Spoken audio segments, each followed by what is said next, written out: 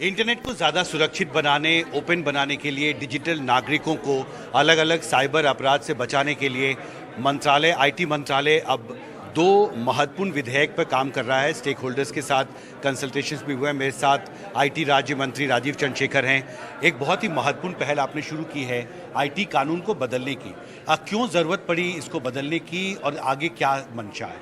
देखिए, 2014 में जब प्रधानमंत्री मोदी जी प्रधानमंत्री बने, हम भारत का एक तरह से सिचुएशन ये था कि हम दुनिया के सबसे लार्जेस्ट अनकनेक्टेड देश थे। यानी कि हमारे मेजॉरिटी नागरिक इंटरनेट से जुड़े नहीं थे, और ऊपर से यूपीए के दौरान उन्होंने एक तरह से एक आईटी एक्ट में उन्होंने एक संशोधन किया था जिससे ये बिग टेक प्लेटफॉर्म्स और सोशल मीडिया प्लेटफॉर्म्स को एक लीगल इम्यूनिटी मिला था। तो एक टॉक्सिक इंटरनेट को हमने इनहेरिट किया 2014 में प्रधानमंत्री मोदी जी की सरकार ने।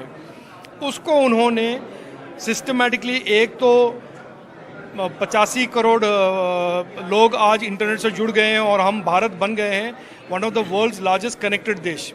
साथ साथ उन्होंने ओपननेस, सेफ्टी एंड ट्रस्ट और अकाउंटेबिलिटी के प्रावधान को देखते हुए, हमारे डिजिटल नागरिक को, उनकी सुरक्षा को देखते हुए उन्होंने काफ़ी ऐसे कदम, लेजिस्लेटिव कदम और रूल्स बनाए हैं ताकि इंटरनेट से जुड़े भी लोग और इंटरनेट का एक्सेस भी मिले और सेफ्टी और ट्रस्ट का प्रावधान भी हो हमारे डिजिटल नागरिक के लिए। तो ये कनेक्टेड नेशन भी है, लार्जेस्ट कनेक्टेड नेशन भी है, और प्रधानमंत्री मोदी जी के विजन ये है कि हम सेफेस्ट और ट्रस्टेड कनेक्टेड नेशन भी हमारे डिजिटल नागरिक के लिए बनाएं। आपने कहा कि हम डिजिटल नागरिकों को सुरक्षित करना चाहते हैं। हमारे रूल्स में रूल 3 के अंतर्गत ऐसे 11 इश्यूज हैं जो हमने सोशल मीडिया और अलग प्लेटफॉर्म्स को कहा है कि हमारे देश के इंटरनेट में हम नहीं चाहते हैं।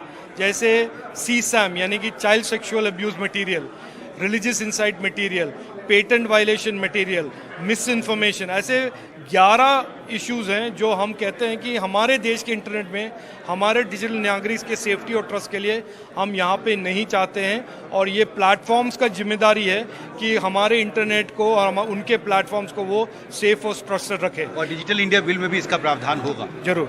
हमसे बात करने के लिए शुक्रिया। तो दिल्ली से सुशील राठी के साथ हिमांशु शेखर, NDTV इंडिया।